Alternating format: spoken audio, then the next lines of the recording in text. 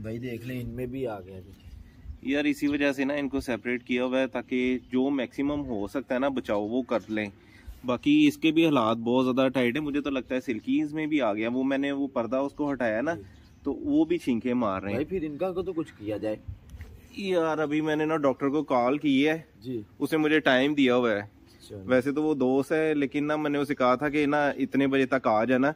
Hopefully time तो हो गया है और वो आने ही वाला है। आता है फिर उसको दिखाते हैं। वैसे ना बड़ी गलती हो चुकी है यार। वैसे ना पहले दिन ही बुला लेना चाहिए था। मुझे तो वैसे बहुत कंफर्म था कि यार उस मेडिसिन से ना बहुत अच्छी मेडिसिन यूज की है उससे जो है ना फर्क ही नहीं पड़ा। इतनी अच्छी हमने मेडिसिन अच्छा फिर कर भी रहे हैं अभी तक लेकिन कोई फर्क नहीं पड़ा। स्पार्टर जो है वो अभी तक जो है ना ठीक ठाक है। बाकी जो है वो अल्लाह को प्यारे हो गए हैं।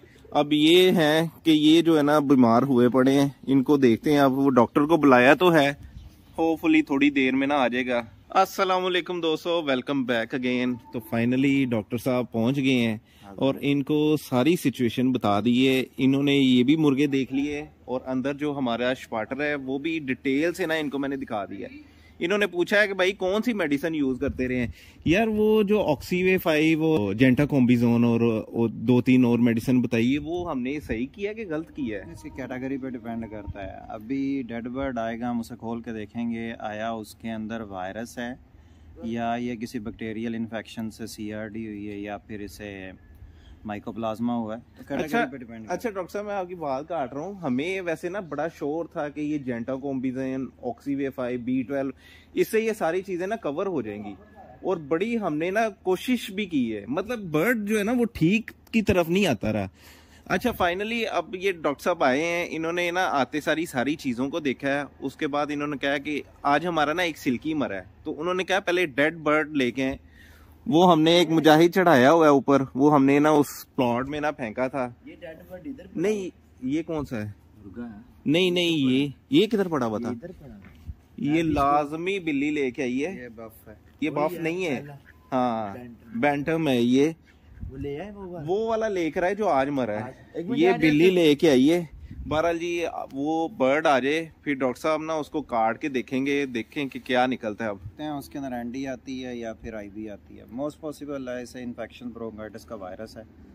अल्लाह करे ना ही हो तो बेहतर है। क्यों वो क्या इलाज है? अच्छा इलाज क्योंकि वायरस जो है उसका ट्रीटमेंट नहीं है। उसका हम सपोर्टिव ट्रीटमेंट ही देते हैं, मल्टीविटामिन दे दें या फिर इसका जो रेस्पिरेटरी प्रॉब्लम चल रहा है उसके लिए हम इसे म्यूकोडाइलेटर दे दें। अच्छा मैंने आपको पहले भी बताया कि हमने बहुत सारी चीजें ना यूज करके देखी है। मतलब कोई भी ऐसी चीज ओवरडोज कोई नहीं की। मतलब कहने का मतलब ये है कि सारी चीजें जो डोज बनती है ना वो यूज करके देख ली है। बर्ड को ना आराम नहीं आता रहा। सिर्फ हमारी गलती ये है कि हम बाहर से ना एक बर्ड लेके आए बैंटम।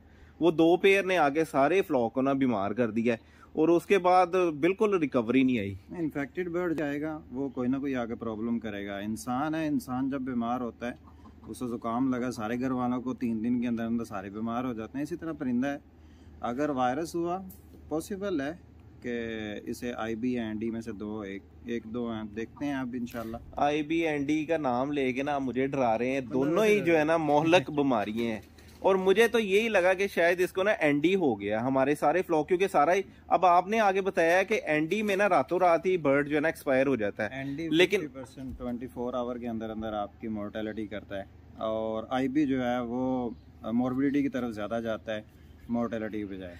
मेरे फिर ये हो सकता है कि ये IB का ना इशू हो। बहरहाल बर्ड आ रहा है तो फिर इनको ना काट के ना वो देखेंगे कि क्या क्या मसला है।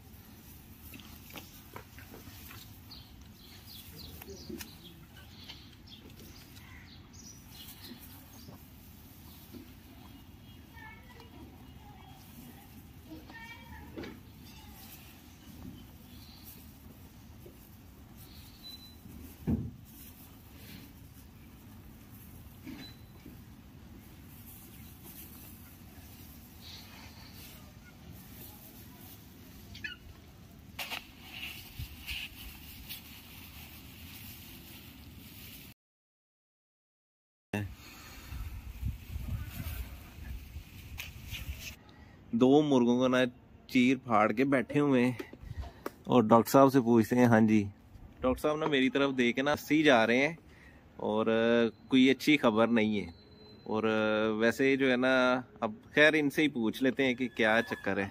हाँ जी। न्यू कैसल डिजीज़ है रानीखेत। हम इसका सिर्फ इतना ही कर सकते हैं कि एंटीबायोटिक वगैरह कोई नहीं देंगे, कोशिश करेंगे इसका अपना इम्यून सिस्टम में अगर फाइट कर जाए तो बच जाए, नहीं तो फिर पूरा फ्लॉक मसाला सारा ही डेड हो जाएगा। नहीं तो फिर मसाला यहाँ पे डालेंगे मसाला बिछा के और अल्लाह तौबा करते हैं। ले जी, हमारे सारे फ्लॉक को ना रानीखेत आ चुकी है और बड़ी दर्दनाक सी हंसी है मेरे अंदर से निकल रही है। और ऐसा ऐसा ना मुझे लगता है कि ये सारे जितने भी हमारे पास मुर्गे हैं ना वो डेड हो जाएंगे। अच्छा, मेरे पास ना कुछ अंदर इंक्यूबेटर में एग्स पड़े हुए हैं, उनमें से चूजे निकल रहे हैं, उनको भी ये डिजीज लग चुकी होगी। जैसे ही वो हैच होते हैं उनकी first day he killed vaccine कर दें, लाइव के बाद किल्ड, वो अपना टाइटर में आ जाएगी, उसको अटैक नहीं पड़ेगा। अच्छा, एक और भी है कि हम उसको अगर ले जाएं घर जी तो बचत हो सकती है। इनक्यूबेटर और ब्रूडर को वैक्सीन ना करें फिलहाल। बचत ऐसे है कि आपका प्रोटोकॉल होना चाहिए, मतलब जो आप यहाँ से कपड़े लेके जा रहे हैं अगर इन्हीं के साथ इन्हीं हाथों से इसी तरह जाके टच करेंगे अच्छा, तो वायरस तो फैलेगा। इसका मतलब है कि उसको बड़ा ही सेफ जोन में लेके जाना पड़ेगा, अदरवाइज जो है ना उनका भी बचने का चांस नहीं है। पोल्ट्री की बायोसिक्योरिटी है, विदाउट बायोसिक्योरिटी आप पोल्ट्री सस्टेन नहीं कर सकते, बेशक आप घर के अंदर रखें या फार्म के अंदर, जैसे भी है commercialise non commercialise, without biosecurity. अच्छा, मुझे ये बताएं कि अब जो बच गया, आप कह रहे हैं कि एंटीबायोटिक नहीं देते, कुछ जो चीज है वो क्या की जाए कि इनका शायद चांस हो के ये बच जाए? इम्यून सिस्टम इनहांस कर सकते हैं विटामिन ई किसी अच्छी कैटेगरी का देके। अच्छा, प्लस अगर इनको म्यूकस है तो म्यूकस के लिए म्यूकोडाइलेटर दे देते हैं। सही है। और तुक्के लगाते हैं कुछ लोग, क्योंकि मेरे हाथ से तकरीबन 6 फ्लॉक अभी तक आए हैं जो एंडी के। अच्छा, वो नहीं बचे? 6 में से 3 कंप्लीट डेड हुए। 30,000 ब्रॉयलर अगर आया तो 30 का 30,000 3 डेज के अंदर डेड हुआ है। तो इसके आगे हाथ हर डॉक्टर के खड़े होते हैं। मतलब ये कि आप सोच के बैठ जाएं जी कि ये मरने ही मरने हैं, जो ये हमारे पास जितने भी मुर्गे मुर्गियां हैं ये सारी मर जाएं। अल्लाह ताला बेहतर कर दे तो कुछ कह नहीं सकते। सही है।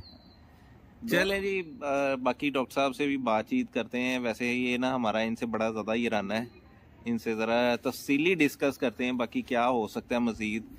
ये तो सोच के बैठ गए क्योंकि मुझे ये थोड़ा ना डाउटफुल थे। मैंने ना इन्हें बता दिया था कि ये या तो एनडी का है या फिर आईबी का है, इन दोनों में सीआरडी चला है, उसके बाद जो है ना वो एनडी में कन्वर्ट हो गया, मुझे ये श्योर हो गया था। अच्छा, मैंने मेडिसिन आपसे बात की है ना कि मेडिसिन मैंने बहुत सारी दी है, लिमिट में रह के दी है, ये नहीं ओवरडोज नहीं की, तो कोई असर नहीं आ रहा था। मुझे उस चीज से ना शक पड़ गया कि ये जो है ना एनडी का ही अटैक है।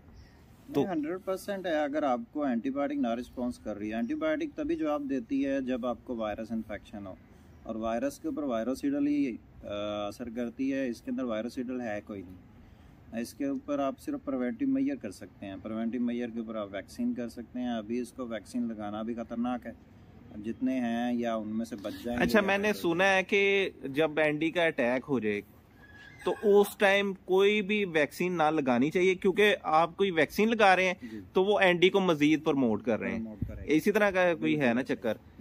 बाकी अब दिल को समझा लिया मैंने, जब वो चीजें मरी है ना उसके बाद मैंने दिल को समझा लिया कि अब जो है ना ये बचने का चांस कोई नहीं है।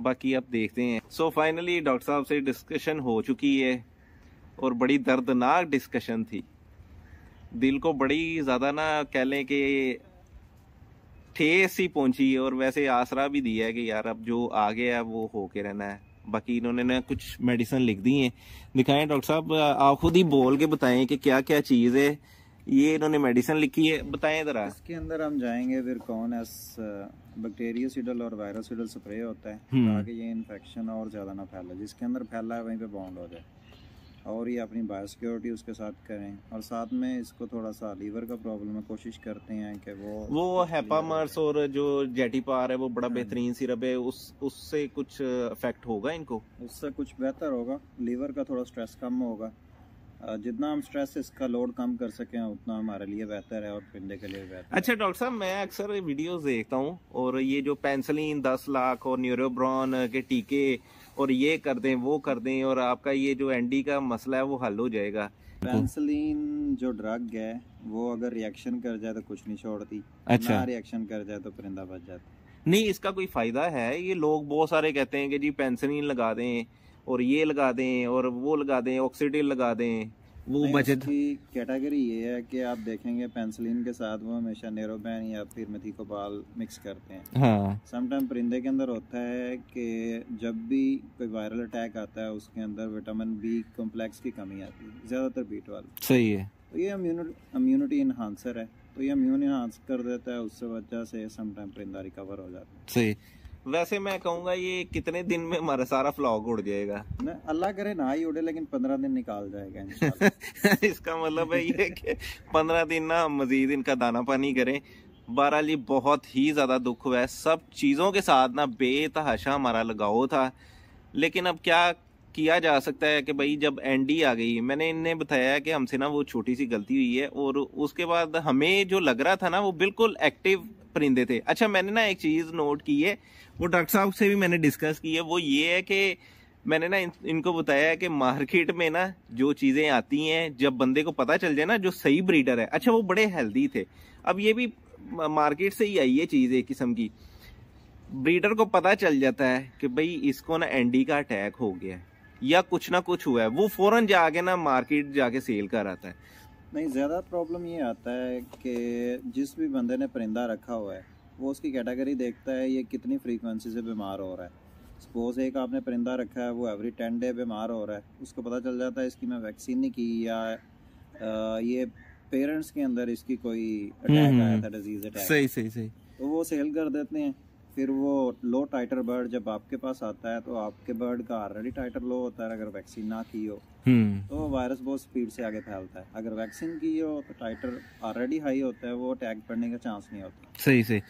बहरहाल डॉक्टर साहब का बड़ा ही मेहरबानी कि वो स्पेशली टाइम निकाल के आए और जो चीज़ें अभी रेफर की हैं वो ढूंढते हैं। बाकी आप क्या कह रहे थे? किसी भी बड़े फार्म के ऊपर जाए ना, जो कमर्शलाइज फार्म होता है उनका एक प्रोटोकॉल है कि उन्होंने जैसे गेट से एंटर होना है वो आपको पहले नहलाते हैं, नहला के आपके कपड़े चेंज करेंगे फिर आप फार्म के अंदर। नहीं, ये बात नहीं है, लोग इस तरह का जब काम कर रहे थे वो घुसने ही नहीं देते, घुसने नहीं देते, बिल्कुल नहीं घुसने देते भाई, उनके पैसे अच्छे खासे लगे होते हैं। जैसे अब हमारे साथ हुआ है, चले लिमिट में रह के ही हमारी लॉस हुआ है कि मतलब हमने तो इंशाल्लाह ये ऑलरेडी 3 डेज निकाल गया, अगर ये 15 डेज और निकाल जाता है तो उम्मीद है कि ये 50% प्लस बच जाएंगे। लेकिन वेल्डर हमारे पास ब्रीड थी, उसके ऊपर फौरन ही अटैक हुआ और बचने के बिल्कुल चांस नहीं थे। उसका इम्यून सिस्टम लो होता है।